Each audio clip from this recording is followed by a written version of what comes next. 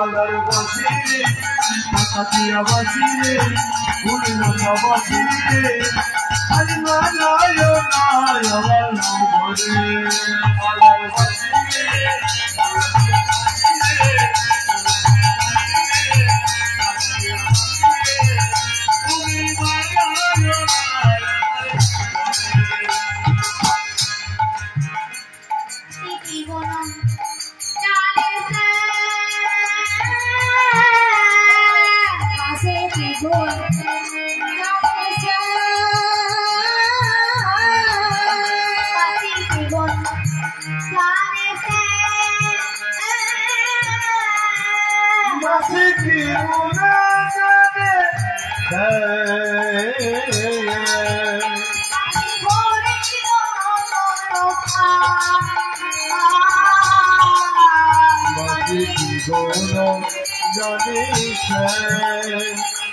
হরে নীল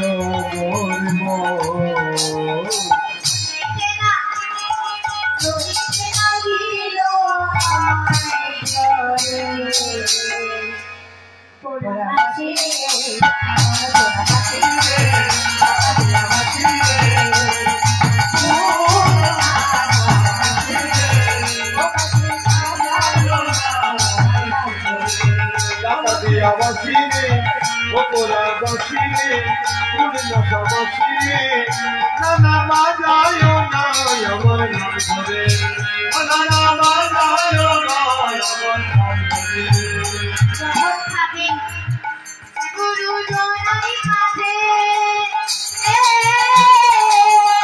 যখন থাকে গুরু জনার মাঝে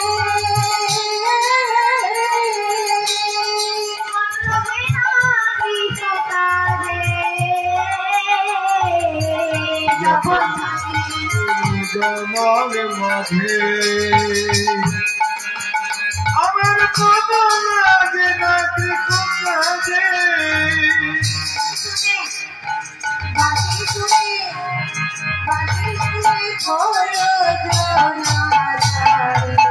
ডাকাতিয়া বসিয়ে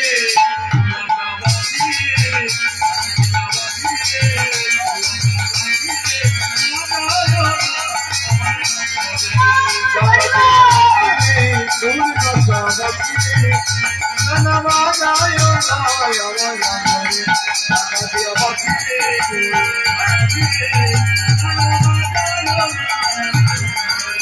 নানা বাজায় নায় আমার ঘরে নানা বাজায় নায় আমার ঘরে।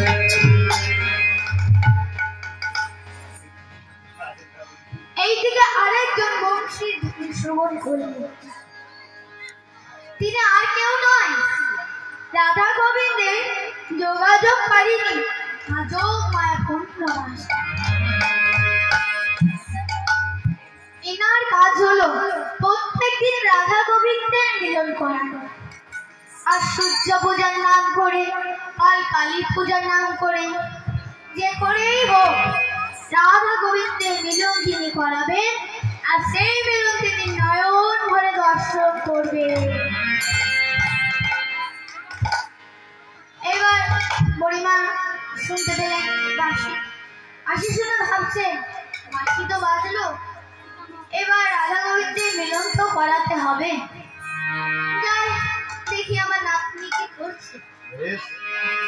বুড়িমা একখানা লাঠি নিয়ে নুকচোতে চলতে চলতে চললেন রাধা রানীর কাছে। এসে দেখছেন সদর দরজা বন্ধ। আর হবে নাই বা কেন, জটিলা পুটিলার ঘর তো, সদর দরজা সবসময় বন্ধই।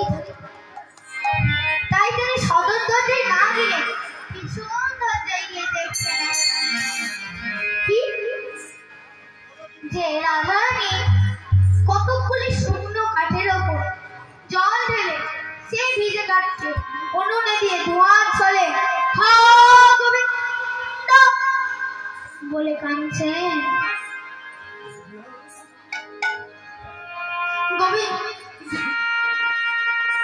বুড়িমা দেখে সহ্য করতে পারলেন না। নাতনির গায়ে হাত দিয়ে বলছেন, আপনি রাত্রি পেছন ফিরে চোখে জলটা মুছে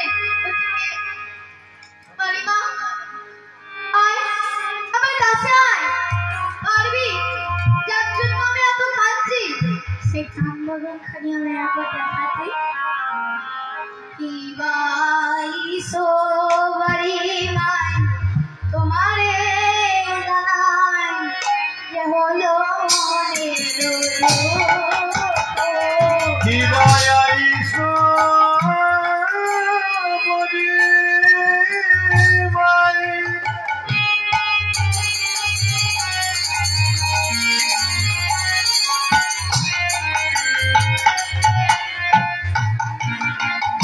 আমি তোমারে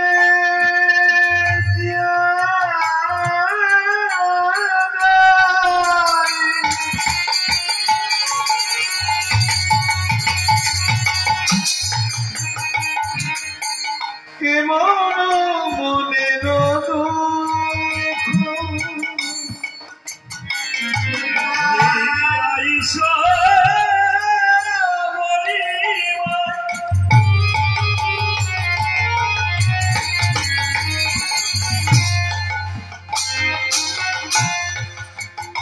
আমি তোমার জানা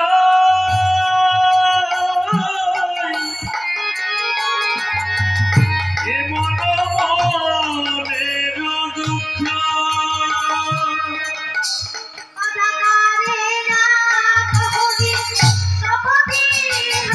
কথা করে না কবি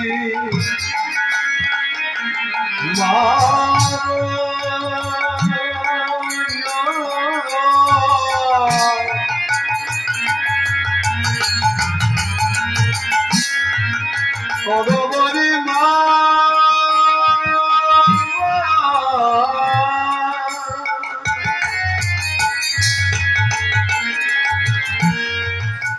কথা করে না কবি ওই সপনে আমারে